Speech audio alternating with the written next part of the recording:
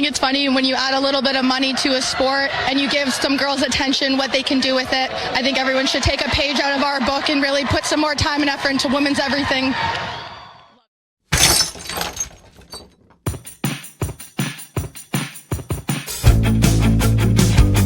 Welcome to Breaking the Glass Hockey Podcast. We are talking women's hockey from the PWHL to the NCAA. We will be talking with players, builders, coaches and fans who have made this great game what it is today. Educate, empower, elevate. Let's go! Welcome. Right. Awesome. Episode 5. We are back with Breaking the Glass Hockey Podcast. It's your host, Brownie, with my co-host, Kelly Dyer-Hayes, Linda Lundegren, and we are back with our newest intro that we're going to have in a rotating cast. That was my friend Rhea, and with her lovely Irish lilt introducing the podcast. So what's up, guys? How are we doing? Loved it. That was awesome. Yeah, she has a lovely speaking voice, very nice Irish accent. Yeah, she's a great kid too. Yep, rotating intros. Yeah, I like it. A new star born every week. Yeah. So how are we doing? How's everybody feeling? How are we doing on this lovely Friday afternoon? Oh, well, it's Friday, thank goodness, but just a little hockey craziness going on in Marlborough, Massachusetts. Yeah. Well, before we get to that though, I want to address Linda's new sassy haircut. Very, very sassy. Yeah. It's worth checking in on YouTube. Got in a fight with some scissors over here.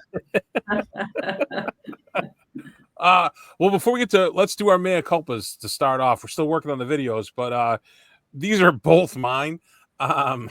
Which, if you listen to some of these episodes, you realize why they're all mine. When I called Hillary Knight a dickhead, that was complimentary, so I want to make that clear. This is probably PG-13 and up, but yeah, she plays like a jerk sometimes, and I appreciate that and like that and want that from my players. So that's such a bro compliment. You know that? It's such a bro compliment. I hope I course corrected it right in the process of our. You did, but I wanted to make sure, just in case Hillary listens to this. You never know. You never know. I don't think you meant that way, and I meant it complimentary that guy anyway. So. And I thought that was the cleaner way of the word that was in my head. Yeah. And then the other one that Jackie Crum, if you haven't listened to it yet, the assistant coach for the national champion Wisconsin Badgers, she was kind enough to come on to the podcast 6 days after winning the title. And that's when I made my comparison to her. And then she was also the one that pointed out that McKenna Webster did transfer from Wisconsin to Ohio State. From Wisconsin to Ohio State. What did you say originally? Because I didn't. We couldn't remember where she. Remember, we were trying to remember where she transferred from. Was the issue? Yeah, I didn't remember. Well, I make notes. Guys. You're calling me sassy, so I'm just gonna bring it. So thank you to Jackie for not only coming on but also correcting us and putting up with us, or me, I should say. So, yeah, there it is. We're all clean now. So let's save the Nationals. We'll go to the PWHL because they're on break, right? Officially. Mm-hmm. The league's off till April 26th. They're sending, I think it's a total, I have it in here somewhere, like 57 players from the league, I think, are going over to the Worlds. The standings are pretty stagnant. Montreal is still the only team to clinch so far, which means that New York, good for them, is not mathematically eliminated yet. 3 games remaining. If New York can make those all regulation wins, that's 9 points. So they could, maybe leapfrog somebody and get in there, which would be kind of cool. Yeah, I know the NHL and the colleges do this too, but man, I was looking at the standings the other day and I was thinking, I don't know how to read this. Like, I can't mathematically figure out just from opening the site and looking at it what could happen with the 3 games because of all the different point options that you get. The 3 points is 3 points, but then there's, I know the college 3-2-1, right? Isn't that how they do it? I guess so. Maybe I'm not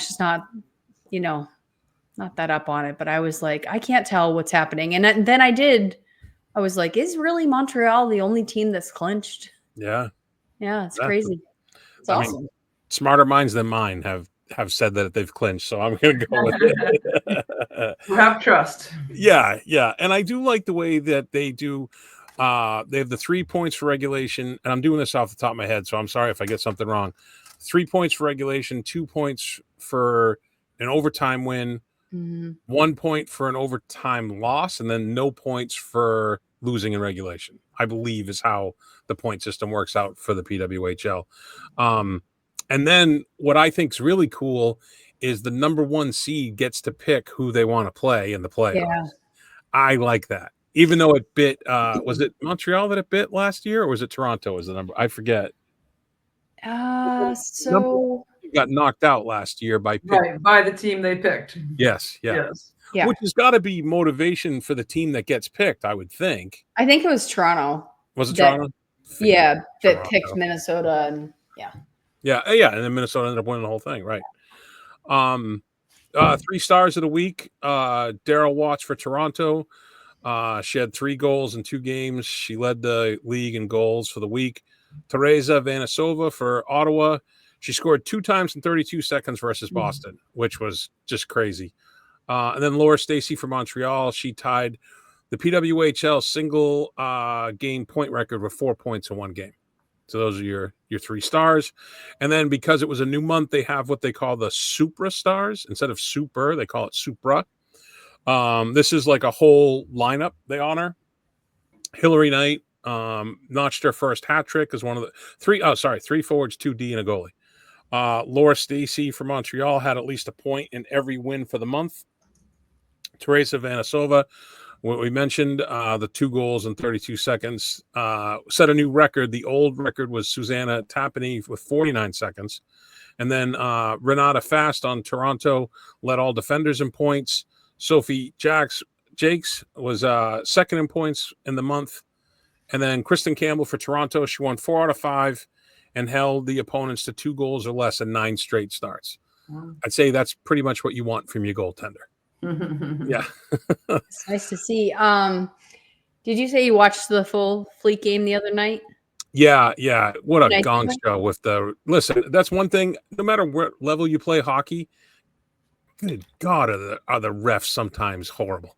Well, that's what I saw the clip today of Lena Mueller going in and out of the box. Not just her, the Ottawa player. They put the Alina stood up a Ottawa player who was coming out of the zone, and it was a clean open ice hit. And then 2 Ottawa players took exception, and one cross-checked her in the back and one cross-checked her in the face.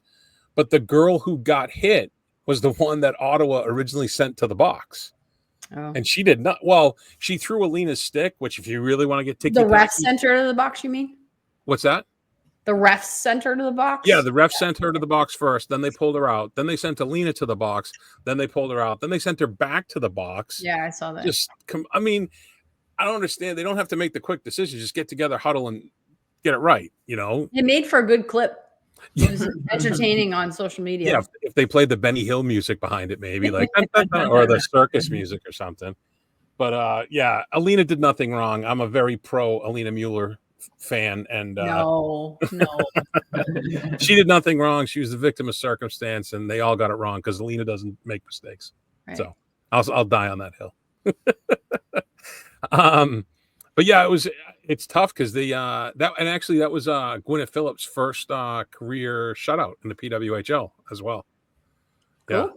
Yeah, Aaron Frankel got pulled, which I think it was more to like spark the team, you know, more than her play. Kelly had when you were a goalie, when you were a player, I should say, you're always a goalie. When you were a player, if you got pulled in a game like that, were you just in the emotion? Like, why are you pulling me? Or would you get it in the heat of the moment? Like, all right, I understand what you're doing. You're trying to spark the team. Yeah, sometimes it's just for a change of energy. And usually the coach will let you know, like, hey, you did a good job. We need to change things up. Oh, okay. And you hope for that type of communication. But yeah, there's sometimes a strategic reason for it, and you're not just getting the yank. Yep. I thought you were going to say, I've never been pulled. Well, actually, I was speaking from other people's experiences. I was like, here we go again with Kelly in her perfect little hockey world. I don't know that I ever got yanked like in an important game of that level. Not that I recall, as we move on, we have more selective memories and all the good ones stay. Yeah, that's true. Yeah. Yeah. I didn't think it wasn't like the goalie was getting lit up and she needed to get out of there. There was a couple where from every replay you couldn't see the goalie from the shooter's perspective. So I'm like, she can't see the puck. The Fleet was very loose, I think, in their defensive coverage, and they were just letting people walk through the middle. It was I wouldn't put that on Frankel. Yeah, I think as a goalie, too, right? Especially at this level, the professional level, and Olympic athletes. I mean, they know when they're doing a good job, they're doing well. I also know if they're just not in it. We sometimes say the goalie gods are not shining upon you that night. But I think in that case, it seemed like a strategic change. Yeah. So now they're on break, and the reason they're on break is the Women's Worlds over in Czechia, April 9th through 20. They're split into two groups. Group A is Canada, US, Czechia, Finland, and Switzerland. And Group B is Japan, Germany, Hungary, Norway, and Sweden. Yes. Yep, Sweden. Here it is. 57 players from the PWHL, 23 for Canada, 16 for the US, 9 for Czechia, 3 for Finland, 3 for Sweden, 2 for Germany, 1 for Switzerland. I don't know who that is, but I hear she's pretty good. And the Fleet have the most representation with 5 players at the tournament, but every single team has players heading over. And I looked quickly before we got on. The games are going to be showed on TSN in Canada and the NHL Network here. So you will, in theory, with quotes, be able to watch these games. With a very slanted viewpoint. The US-Canada games, not the other games. I think they're showing everything. Really? Because what I saw, it depends. Well, I'm sure if they're up against each other, they're not gonna, at the same time. But if it's a standalone game like Sweden, Finland, it sounds like the NHL Network will be showing it. I know TSN will definitely have it. All right. They cover all of them, but yeah. And then I find in this new venture with podcasting that the fact checking is a full-time job. Oh, yeah. Like, I want to fact check you right now, but I won't let my brain get distracted because I'll be over here. That's where you make. This is the workaround we discovered on the morning skate, because if we fact checked live, that would be the whole podcast. Yeah, it's kind of our brand. That's why you make a little note, and that's why we have mea culpas next week. Yeah, see? I got it. So by fact checking, you're actually creating content. I'm on it. Let's go. So what do you guys think of the Worlds? I like it, and I know there's been some talk about how the PWHL is pushing for the playoffs, and this is coming at not the greatest time for them. But this tournament was established well before the PWHL, so is that give and take? I saw some articles. Again, I want to cite the right people, so I'm not gonna have to go back and fact check myself, so I won't get into it. But I did see some articles about. Some people wrote about, NCAA tournament and moving it, and the Worlds affecting, is it the Worlds? Yeah, the Worlds. Like, not being able to move the NCAAs out. I know you're asking about, but this is directly related to the Worlds, because the Worlds happen now, right? And how many NCAA players go to the Worlds, and just moving the women's NCAA tournament to align later. But their seasons also start at different times. So there is a massive trickle effect to not just having your NCAA tournament be 2 weeks later.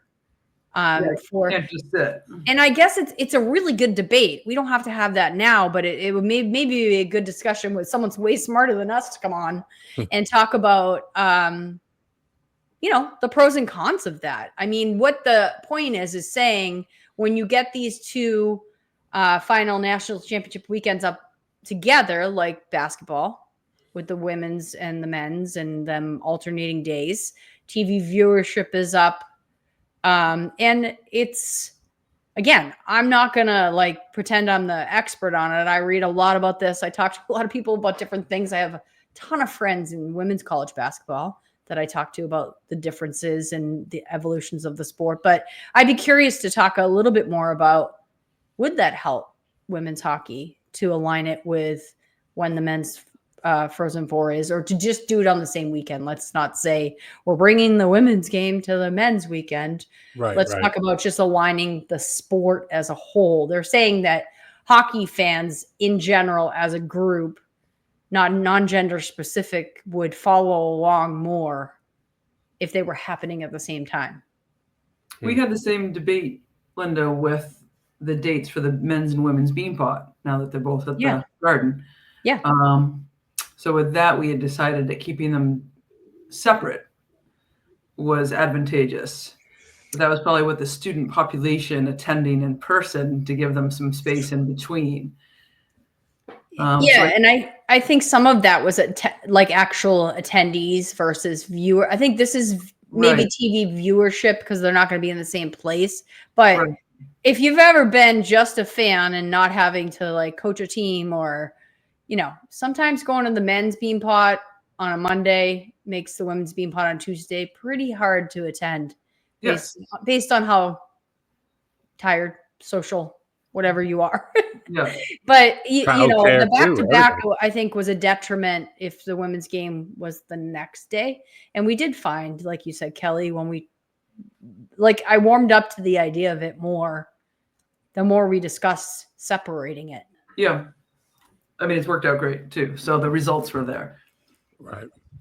Yeah. Now we have to be consistent, right? So it's going to just be then every time it works out for the Garden, you know, and people need to rely on it when it happens so they can plan for it. So I don't know. We maybe TBD on that topic. I think with this instance, though, the PWHL would have to cater to the Worlds to a degree, because it's got to be a lot harder with 7 countries versus 1 league making arrangements. Well, you know? I mean, the NHL took breaks for things too. I mean, it's not. I don't know. I mean, I guess for me, what's a little maybe peculiar is that it's just there's only a couple games left, and then they're going to start playoffs. And so for all the other players the other players beyond the 57, I guess, that are going, you know, it's just not a great time. They could still practice, I'd assume, and you know, but one of the players, I want to say it was Renata Fast, but I could be wrong on that. Or maybe it was Aaron Ambrose, said, we're still going to come back with 3 games to play, so we'll be able to start clicking again. Yeah, so, and if you're injured and you're not going to Worlds, you get some rest. Heading into the playoffs. But you could get injured at Worlds. There's lots of different angles, right? Yeah. And then just cleaning up some of the NCAA stuff. BU head coach Tara Watchorn, is that how you say it? Yep. New England Coach of the Year. Congratulations to her. Wisconsin River Falls women's hockey team has won the D3 national championship, which is back-to-back titles for the Falcons. They won 3-1 over Amherst on home ice. This is the first time a team has won back-to-back at the D3 level since Plattsburgh did it in 16 and 17. The Falcons' record over the last 2 seasons is 57-3-2, and the head coach, Joe Cranston, is only the 4th head coach in D3 history to eclipse 500 career wins.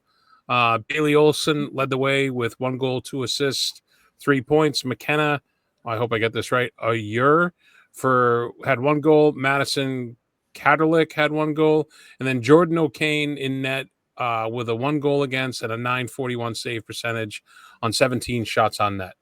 So good on her. Before I comment about the last thing, I did see that the portal is popping.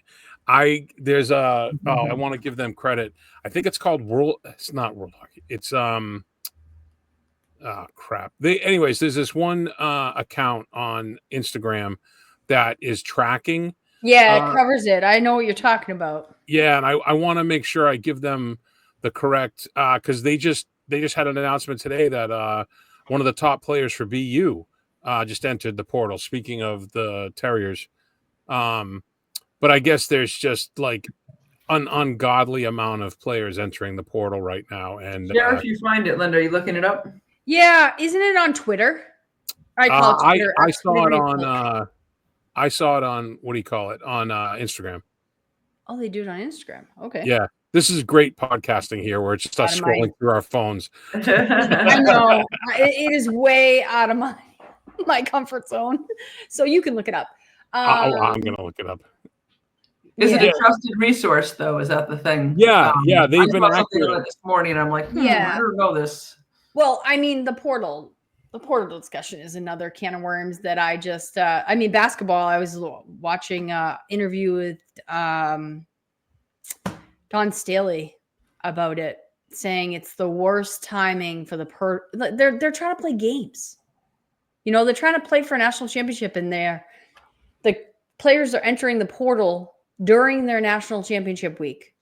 How Yeah, does how does And that she's work? like, so we're managing our team. We're trying to win a national championship, but am I going out of this press conference right now and going to talk to 3 players? Yeah, I am. Yeah.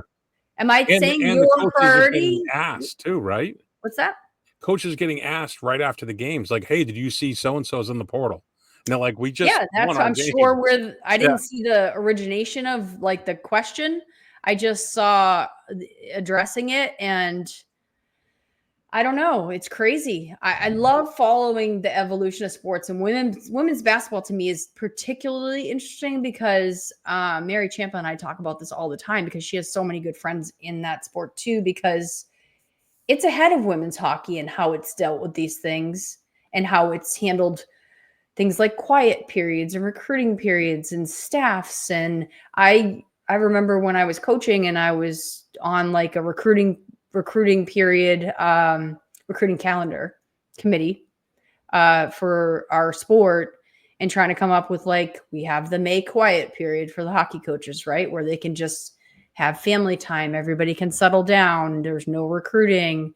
All those different things. Women's basketball has a lot of that established. And I was always going to my basketball friends and saying, can you tell me how this came about? What were your meetings like? Who led them? How did you make those decisions? What were the, but the portal is talked about a lot right now in women's basketball. And I think it's like crazy that they're playing for national championship this weekend and they're dealing with players entering the portal. Some players, their teams were playing and they were entering the portal. Wow, that's crazy. Yeah, it just seems weird. So I did portal find some it. other time. By the way, it's Women's College Hockey Report on Instagram, and they're really good. And the player, it's Alex Law, the player for BU, and she's one of their top players. She just entered, so interesting. Yeah, very busy. A lot of stuff happening over in the portal. And then the last NCAA thing, I got to see the new recruit for Northeastern Huskies, Striker Zablocki, play last night, and she is everything is advertised. What a player! Mhm. So yeah, Hockey East, get ready to get mad at the Huskies some more. Yeah. Wait, which Huskies? You got to be clear. Yeah, that's right. Well, both Huskies, because there were some UConn recruits, I think, that were there yesterday. But then speaking of the U.S. National, is that how you say it? The U.S. National Tournament, right? Yeah. The U.S. Nationals, yeah. U.S. Nationals. USA Hockey Nationals. USA Hockey Nationals. So they're playing up in Marlboro, a few towns over from me, which has got technically 10 sheets. So it was U14, U16, U19. So it was, do you know the total of teams? I mean, it seemed like there was like 200 different teams. There was a lot of players and a lot of. Well, it's tier 1. Okay. There's 14, 16, and 19, like you said. It looks like there's 4, 8, 12, at least 16 in each division. Okay. Wow. You know, it's by region, right? So you got to win out your region and to get in, and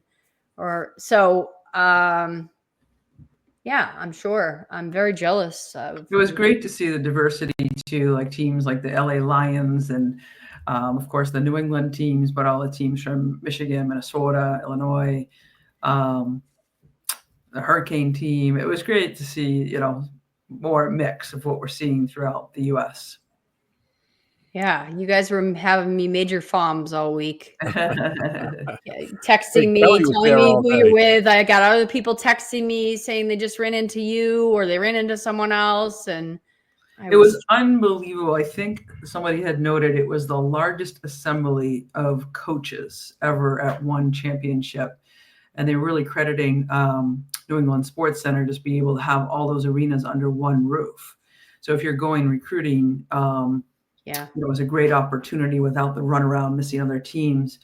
But all the head coaches of all the bigs were there. I mean, it was really impressive. Got a big hug from Mark Johnson. I was very excited about that. I hadn't seen him in quite some time. So it was just really, truly amazing.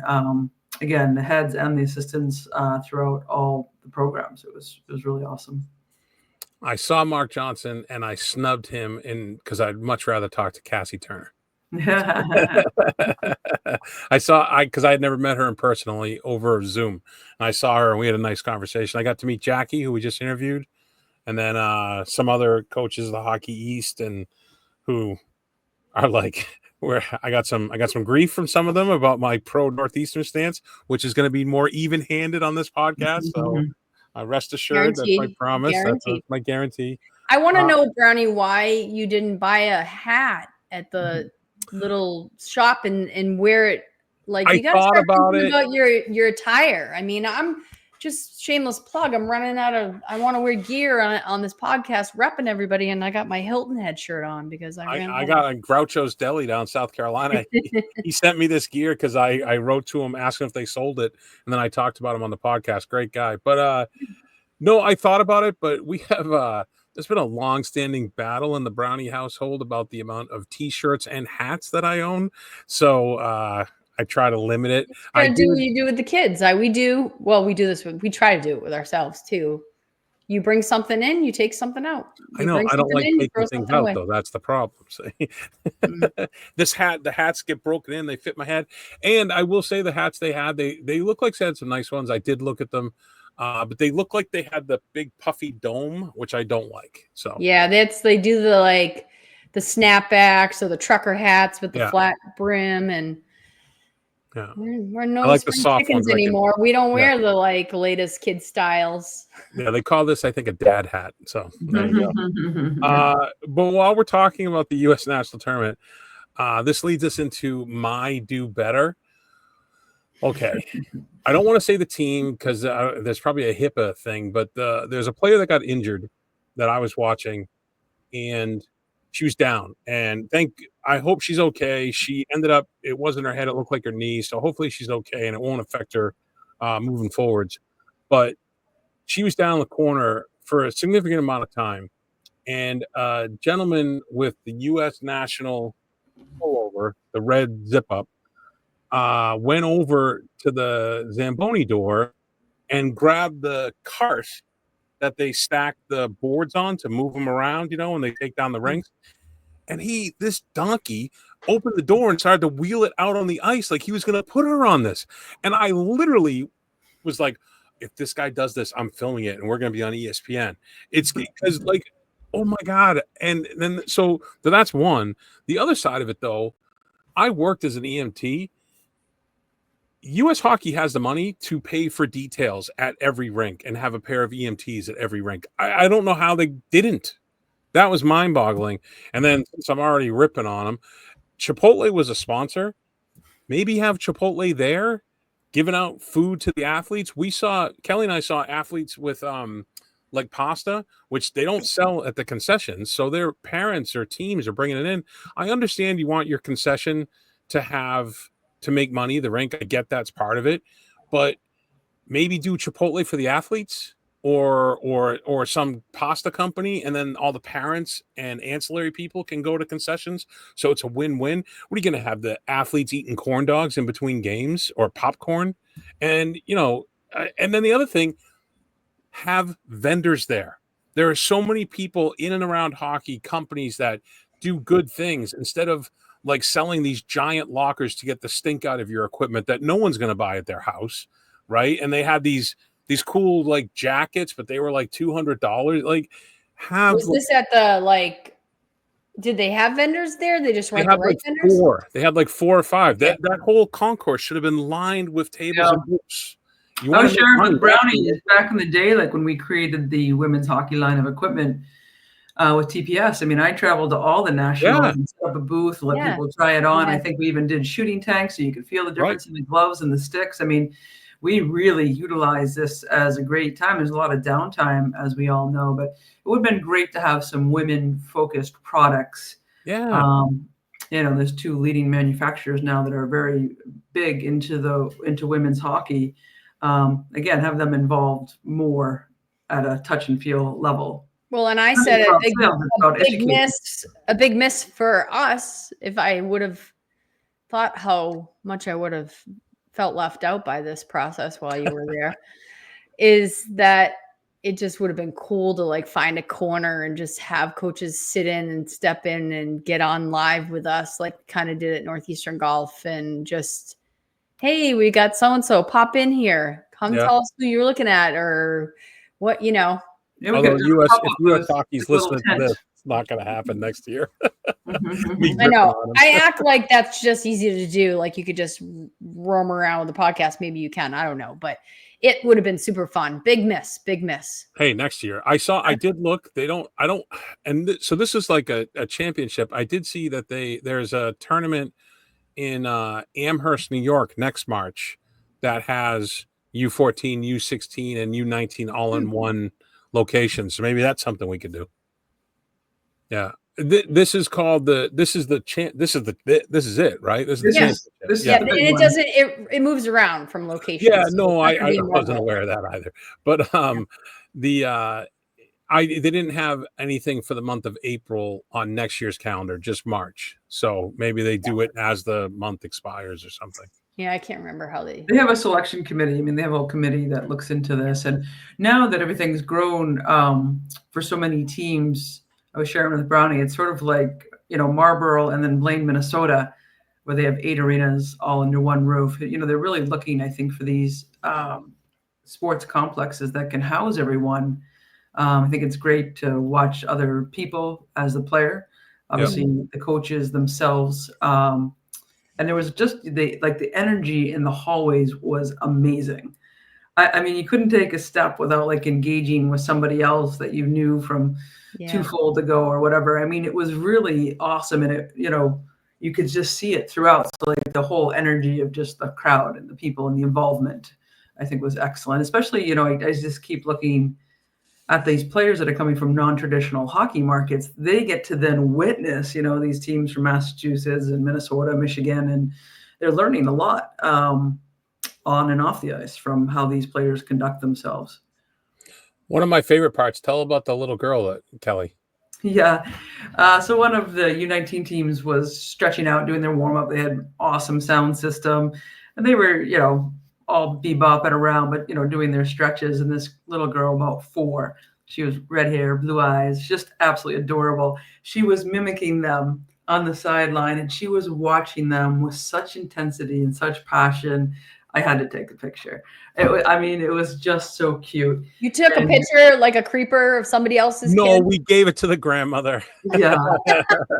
Yeah, but here she's balancing on one leg while the girls are doing their kickbacks and stuff. And so, no, it was really impressive. But I mean, when you talk about the movement forward with girls and women in sports, it's seeing this at the age of 4, being like, I want to be like that, whether it's soccer, basketball, whatever, but seeing the movement, the coordination, and, acting together as a team, and they're all laughing and having a great time. It was just, this is really the true essence of it all.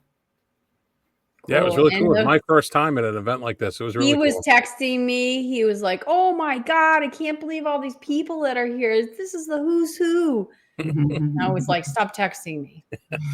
I'm so jealous. I recognize people I know her from TV. I know him from TV. I walked by, the Ohio State coach was there. Like we said, the Wisconsin coaches in sneakers. I'll tell you, no high heels. Sneakers, yeah. Converse on. Like every single. I think I saw every Hockey East coach, or at least representative of the team. A lot of the ECAC teams. A lot of Midwest. There were, just from all over. Yeah, of course. It's definitely a marquee recruiting event. It's a great way to get out there and, show current players that are even coming to your schools that you're still watching them. And, there's camaraderie in the coaching community around. That's what I always loved is, seeing your outside league, companions or whatever you call them, like your colleagues that maybe you see them on the road a lot and that's the only place you see them. So Yeah, I think it was a time for them to really connect and just, I don't know, share a fun story, but really under a relaxed setting is just reconnect, which was happening all over the place. I also like to point out there was a ton of prep school coaches there as well. Yep. So that was really nice. I got to meet a whole bunch of them that I'd been speaking with. So to meet them in person, but yeah, it was really just a tremendous atmosphere. Yeah. I think we should go as a team next year. Yeah. Cool. I'm in. Can I talk a little bit about, are you done with your do betters? Yeah, that was it. No, they're good. They're awesome. And maybe it's like me coming into it without seeing it before, so it's fresh set of eyes, but it just seems like huge misses. And then that one bozo, like, what are you doing, dude? Imagine if he put her on that and she had a head injury or something, the lawsuit is just like, what are you doing? Yeah, I think there was athletic trainers in each arena. And I'm sure centrally located someplace there was ambulance on site. I found out there were 2 ambulances there, but there should have been a crew at each. Well, they needed to have communications, right? They needed to be able to communicate. I didn't see any walkie-talkies or anything, but usually USA Hockey does a very good job on that. I definitely saw a lot of athletic trainers with their bags and stuff. So just at that particular moment, but Linda, I had to sort of hold Brownie down on this one. At first, you could not tell if it was a head injury or not by the way she wiped out going into the boards, and she was going full tilt. So, yeah, it was a little scary there for a moment. Yeah. Go ahead, Linda. Sorry. Let's talk about the tournament. Let's give it some air time, and I think it's cool. I was trying to go through as much as I could before this call. Well, let me stay on the do better for a minute, actually. Because this is something I observed. I'll just use the U14 division as an example. So the division names are Liberty, NHL, Olympic, and USA. I don't know the Liberty thing other than it's USA Nationals, but is it that hard to change that division to PWHL? Oh, yeah. You're right. So I'm just saying. Like I was like, look if you're on that talk, what can we get rid of the lady Flyers or the lady whatever? You know what I mean? Just call them Flyers. Well, yeah, that's like what do we like? Come on. All right. Well, anyway, that's not why I wanted to talk about it. I just want to, I'll share the standings and I'll give some shout outs to the top. You said they're going into the crossovers now, right? So what are they on day 3? Yeah. So they're going into the crossovers. So some pretty good games, but U14, top in each division, the Liberty division, Hartford. It'll be fun to talk about the different regional teams and not always your usual suspects, right? New teams, new names. Hartford Junior Wolfpack leading the Liberty division, 2 wins, 1 loss. Chicago Mission U14s. You're going to hear this a lot. Chicago Mission, sweet jerseys, 3-0 in their division. And they're in a good division. They got Junior Eagles, they got Little Caesars, and then a Florida Alliance team. Olympic division has Bay State Breakers from Mass, 3-0, leading their division. They're in with Rochester Junior Americans, Ohio Blue Jackets, Team Illinois. I'm not going to read them all, but USA division, Minnesota Lakers are undefeated, 3-0 in their division in the 14U. So in 16U, let's just break this down. I have a few comments here. Of course, it's not going to go word. Liberty division. Again, I guess they're all aligned across, but we're going to change the NHL to the PWHL next year. Thank you. Thank you, USA Hockey. We will be sending in suggestions in your suggestion box. Liberty division, Chicago Mission, 16Us at the top, undefeated, 3-0. NHL division, Minnesota Silver, 3-0. Olympic division, Little Caesars, 3-0 at the top of their division. They're in with Boston Advantage, which is Lovell out of Mass. Mid Fairfield Stars, and Carolina Junior Hurricanes. So cool division there. USA division has Shaddix, which we always expect in this age level. I want to make a shout out.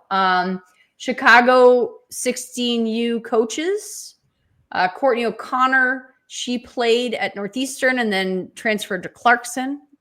So she, former college player. They've got Bailey Coyne. That's Kendall's sister. She played at Northeastern as well, but then transferred to Lindenwood. They've got Anna Zorn out of Cornell. Just deep Chicago roots with these guys, right? Chicago has a great girls hockey depth chart. And then Amanda, hold on. I think she's the goalie coach across the organization, but their goalie coach is Amanda Danella, and I looked her up, and she's Gustavus Adolphus that she played at. So this is something I want to start profiling for us and maybe do a quick, who's doing what. There's so many former college hockey players in coaching. These guys going back to the organization that they played for to coach.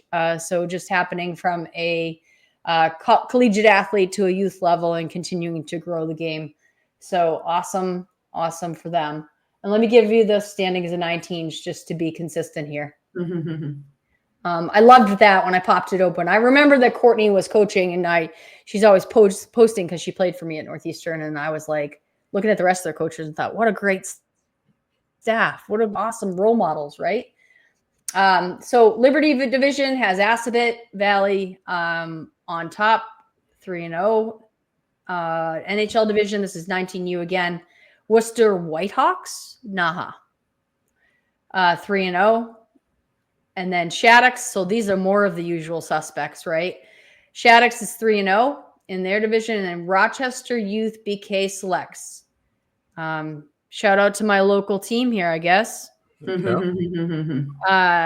3-0. So great round of crossovers, I think, coming up, and just wanted to give them a little bit of airtime there.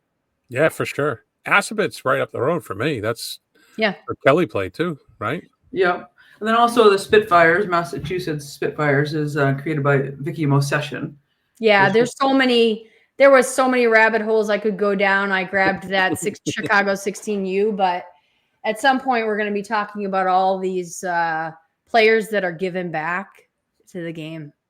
This is probably one of the most important elements of what we have, and giving back in a meaningful way, and really directing this next wave of athletes, which is probably the strongest, fastest, smartest we have seen. I mean, it was impressive. You could barely tell the difference between U14 and U16. That's how good the U14s were.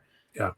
It was unbelievable. I mean, it's the future is bright, but we need the leadership there. And of course, Digit was there, so had a brief conversation about this with great intensity. And she's right. She's right on. Like, this is what we need. Like, Linda, your time giving back, coaching, being a role model, and getting these kids on the right path. We just need to continue this. And then just one more shout out for Kush Sadhu, created the Washington Pride. So he introduced me to his assistant coach at the top level team. And so same thing, she had played for the Pride growing up, went off to play college, and then came back and now is one of the headline coaches. So we're seeing it. But I think for us to highlight this continuously is a great service to the sport. A couple other things I picked up is the U14 minute-and-a-half penalties, not 2-minute penalties. There's some rules in terms of you have to have a defenseman on the ice at all times. At some of the levels, you can't stack with 5 forwards for like a power play. Just a little particulars that I didn't know. And then, well, and how about this on U14? They only make ice between the second and the third, not the first and second. I'm like, that was an odd one too. As a goalie, like, that would totally throw me off. I would want consistency in what was happening. I would be like totally anal on that. Like, either play it or don't. Like, don't do half and half. But it was interesting. And no icing even when you're man down. Yeah, that was at the U14. Yeah, and then if you're good enough as a U14, you can play all the way up. So there could have, in theory, been kids there for like these like say a Shaddix that has a U14, U16, U19. A 14-year-old could play all 3 teams, which is crazy to think about. But yeah, that's possible. Cool. Yeah. Yeah, it was fun. It was fun. I'll definitely go again. Yeah, for sure. And it was wonderful having Brownie there too, because I was busy talking a lot, and then Brownie and I would sort of just find a quiet place and sit and watch together, and it was really nice just to have somebody just bouncing comments off of with. So it was really nice, Brownie. Oh, thanks. I had a good time. Well, I'm glad you guys had a great time together. Well, it's interesting to me to watch with Kelly because you're a goalie. So watching through a goalie's eyes to a degree is very different than what I I lost you guys. Than what I normally see.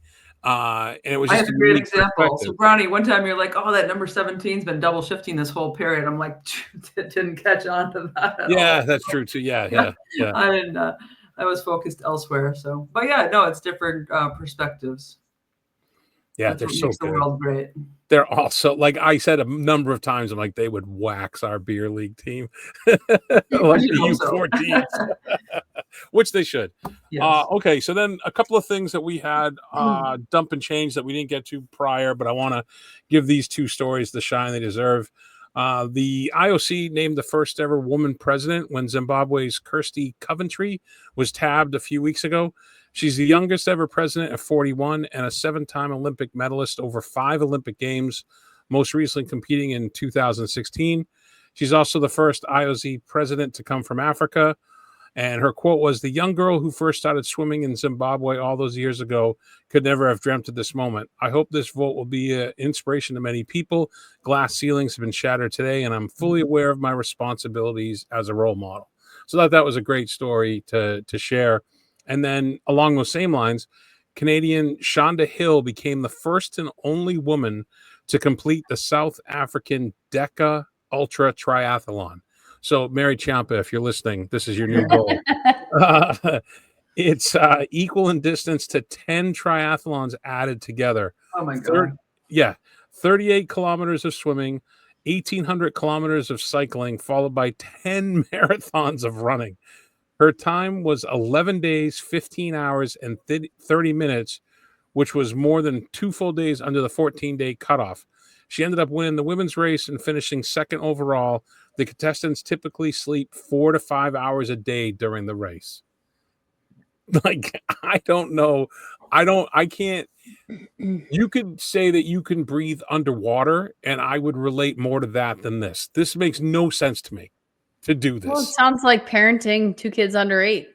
That's funny. I was going to say, when you were reading it, I was thinking, I can do that. I was comparing it to cold water dipping, going in the ocean when it's 32 and it's 17 out with a real feel of which 1. we're going to profile and highlight that process. But anyway, it's mind over matter, right? Yeah. That's at some how you point, do it. right? To sustain mind over matter for that amount of time and that amount of impact on your body, I can't even fathom that. I know. Amazing. That's crazy. So good shout out to both of them. Very different accomplishments, but both worth mentioning, I feel, in this platform. So yeah. And I really want my own sound effects. I want a button. I'm just telling you what I want. Producer Brownie. Oh, yeah. You want some toys, Linda. Because when you said glass ceilings have been shattered, I want to be like, psh. Oh, I see. Yeah. I don't know how to do that. Maybe Staples will have something like that for you. We'll get there. And then plus minus. You guys, I've been talking a lot. One of you guys go. Well, my plus minus comes from the Nationals and just, on occasion, just sitting back and again, just taking it all in.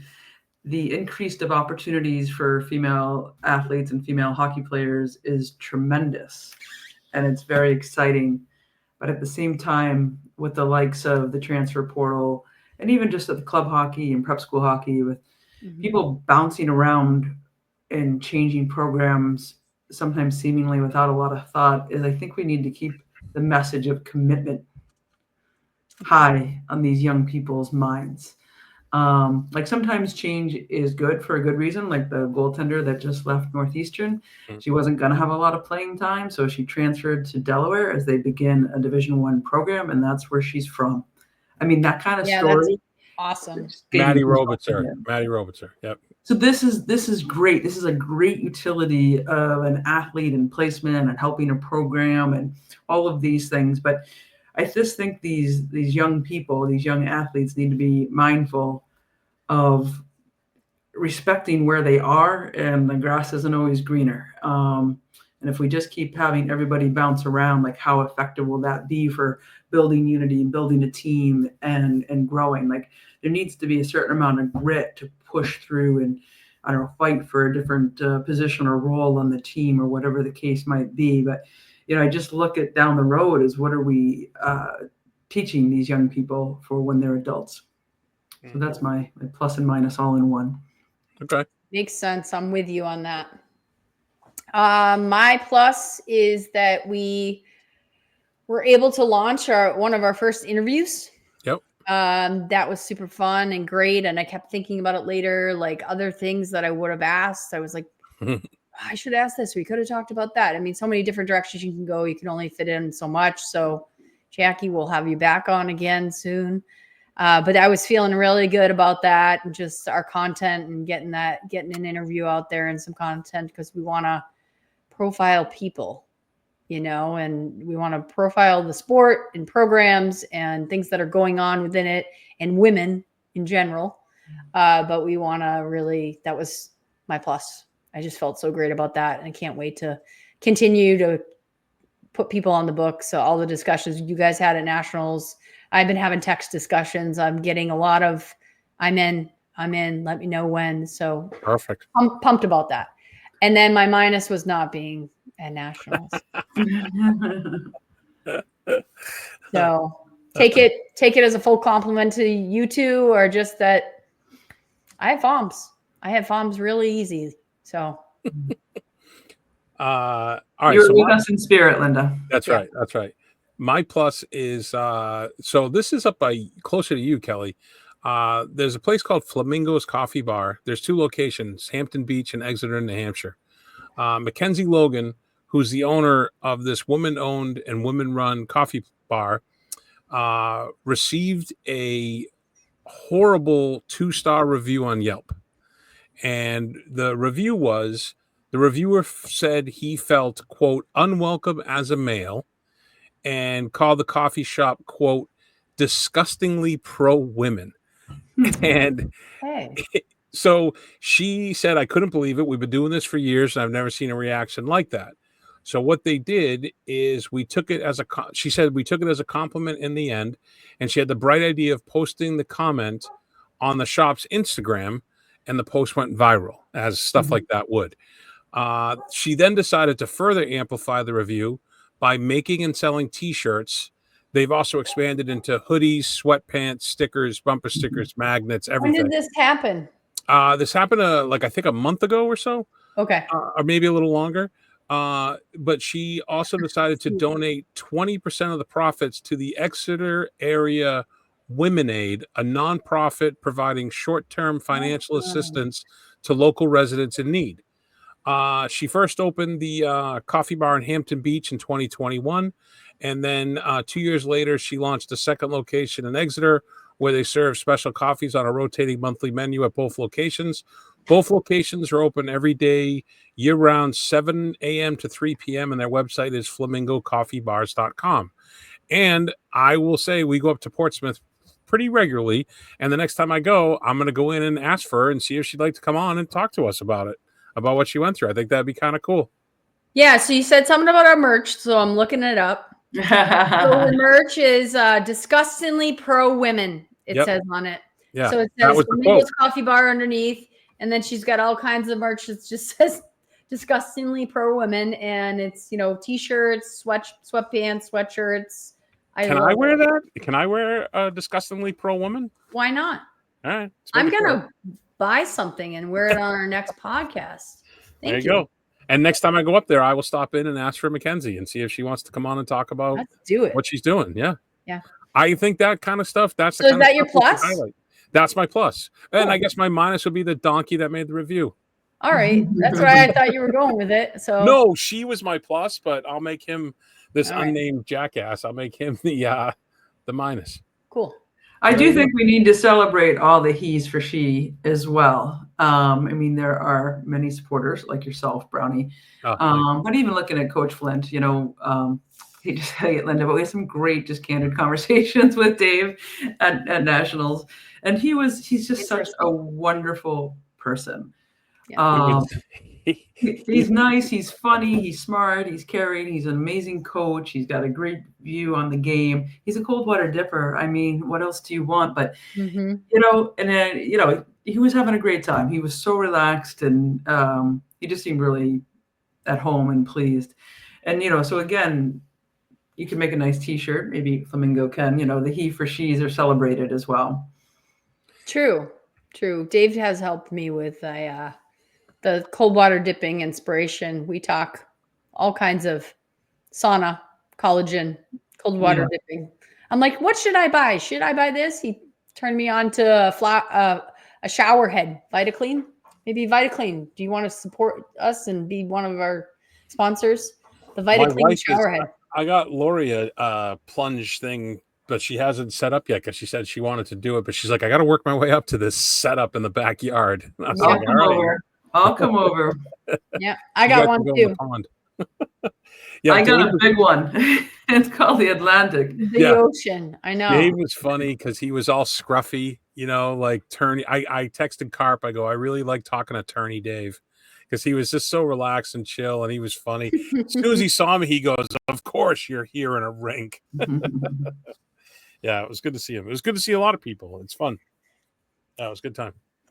I met the director of the Penn Elite. And again, his name is Sean. And again, we just had a quick conversation, but he just really expressed to me, why he stepped into this role and why he became the director, and, beyond his two daughters, but just really wanted to have a great place for women to grow and feel safe and protected, but learn all the aspects of the game, off ice, on ice, for the best performance, but also, creating good human beings and stuff. So, I mean, again, these conversations were just happening spontaneously all over the place. So it's just a good collection of people.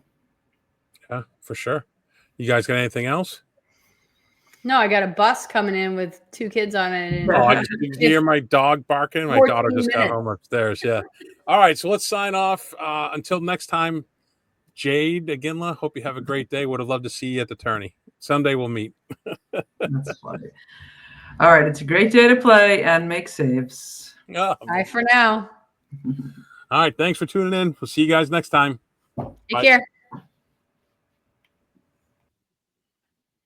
We still recording? Yeah, we're still recording. See, Ellie, where did you go? Every time you just leave us. Every time. For those that are watching, you can now tell Kelly, I say goodbye. Me and Linda will hang up. We'll hang up the recording, and Linda and I will chat for a few minutes. And every time, Kelly's instantly gone, and me and Linda just laugh about it. So now everybody knows. And don't tell Kelly. When she's got to watch the whole thing to see this. She's got to watch the whole thing. Kelly, we love you, but you just peace out every time. You're so done with us. She's such a goalie. Exactly. All right. See you next time, everybody. Take care.